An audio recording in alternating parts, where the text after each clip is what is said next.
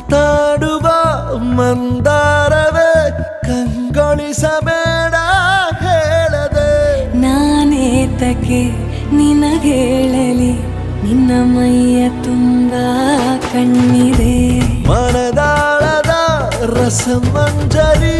ರಂಗೇರಿ ನಿನ್ನ ಕಾದಿದೆ ಪಿಸುಮಾತಿನ ಪಂದ್ಯಾವಳಿ ಆಕಾಶವಾಣಿಯಾಗಿದೆ ಸಂಜೆಯ ಕೆನ್ನೆಯ ಮೇಲೆ ಬಂದು ನಾಟಿದೆ ನಾಚಿಕೆ ಮುಳ್ಳು